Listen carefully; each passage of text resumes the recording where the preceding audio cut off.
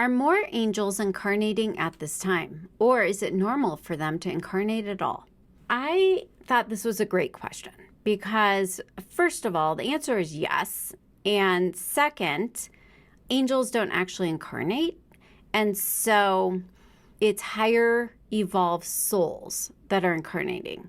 Okay. And this ties into a question that I have gotten for years. For those of you who are parents and you have children that, you're wondering, you sense that they are evolved, that they're an old soul, and wondering if this is true. And so let's just start with this. Angels don't incarnate because angels, they've never lived an earthly human life because they're too high of a vibrational frequency to be able to be contained in a limited physical form. And so what we're actually asking here is, are there more evolved souls that are incarnating onto the planet at this time? And the answer is yes. And the reason why is because this planet is in great need of up-leveling to a more evolved consciousness. And so these souls are taking one for the team, coming in to help elevate the consciousness of the planet to a higher place of love and light. Let's do a deep dive here into these angelic beings. We'll call them earth angels, which are all part of in my team spirit, it's the ground crew. It's the living beings in our lives that are like earth angels. They're evolved, advanced souls here to help bring in more light, more love, more wisdom, and to raise the vibration, whether it's ours and or many people's, but also the planet as a whole. So, okay, indigo children, crystal children, rainbow children. You may be familiar, you may not be. These are all considered to be star children, okay? And here's something really funny. So 24 years ago, when the door opened for me with all of this, and my guardian angel and my grandmother came to me, started talking to me, they kept calling me Mia Star, and they said that was my soul name. Well, it took me years to figure out why.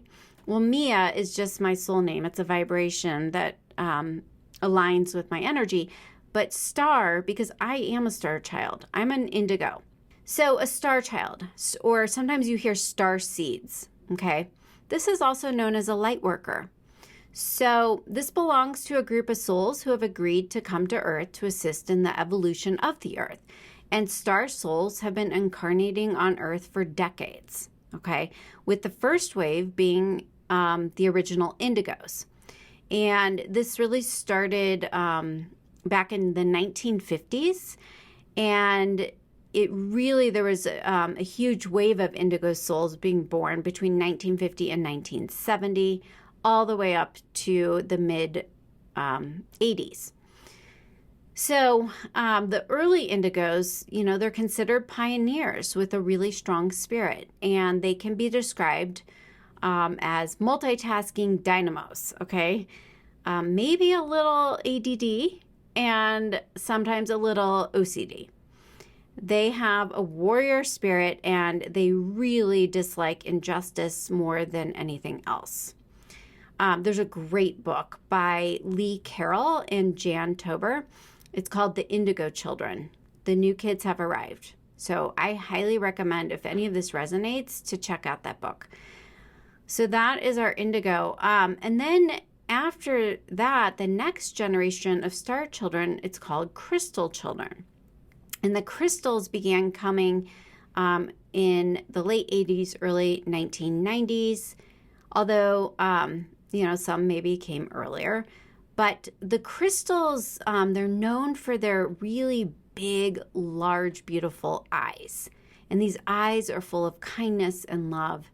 And they're nature-loving, they're gentle souls who are all about oneness.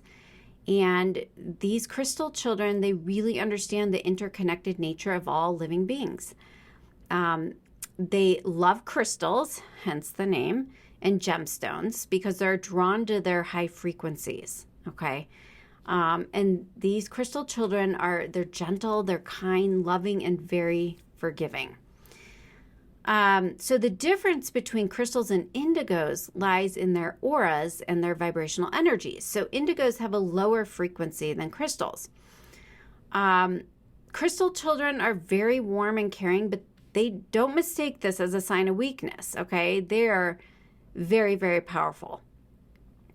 And then the third wave of star children was the rainbow children, okay, arriving in the first part of the 21st century. They're here to complete the last stages of the work laid out by the indigo and crystal children.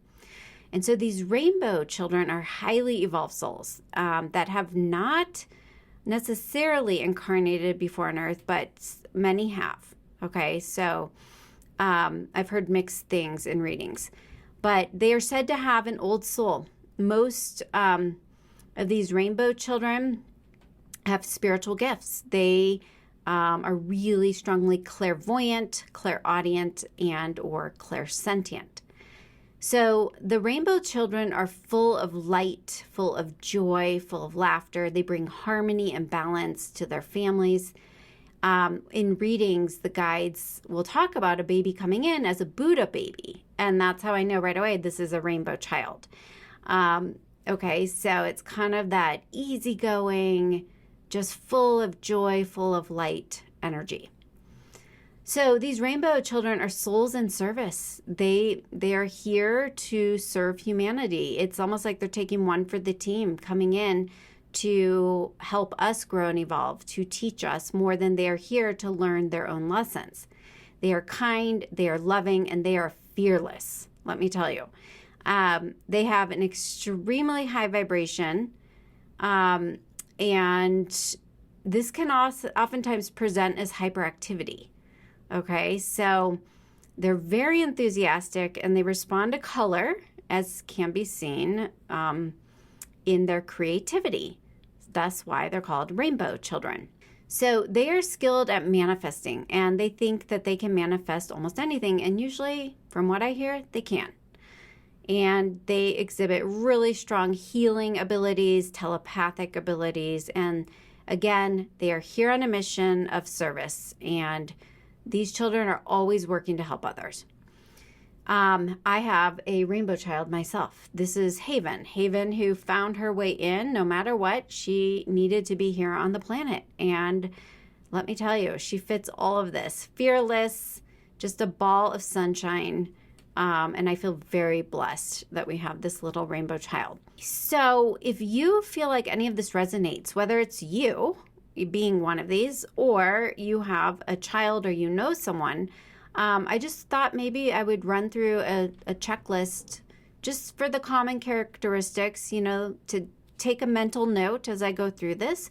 And if it resonates, then, knowledge is power. Hopefully this not only validates you or your child, but then it gives you, a framework and better understanding who you are, who they are. And so let's just start with the indigos. Take a mental note as I run through this. Indigos, characteristics of an indigo child: strong-willed and stubborn, have problems with authority. They do not like to be told what to do. Very intuitive, often very psychic. Creative and unafraid of trying something new. Lacks patience, often gets frustrated. Despite being a rebel, they need clear boundaries and structure while growing up. Indigos can be insecure and often misdiagnosed as ADD or ADHD. So that is indigo. Crystal. Characteristics of crystal children. They are usually born to an indigo adult, which makes sense. Touchy-feely, emotional, make decisions based on intuition and feelings. So they're operating from their heart more than their head. Often have allergies and sensitivities. Crystals enjoy solitude. They make lasting friendships. They're really good counselors and mediators. They're often musical. They connect with young children, animals, and the vulnerable. They put comfort well above fashion. They often have to leave high-energy, crowded places because they feel overwhelmed. They have an affinity with water. In terms of gender, they may be gay or bi. They're healers, and They have a very calming, soothing presence. And crystals are sometimes labeled as being on the spectrum because they are so self-contained. And then we have the rainbows. So characteristics of rainbow children. They often appear to be in a world of their own. They are loving and generous beyond. They're sweet, but with a will of steel. They're brave and able to withstand hardship. They often have to care for others. They're just natural-born caregivers.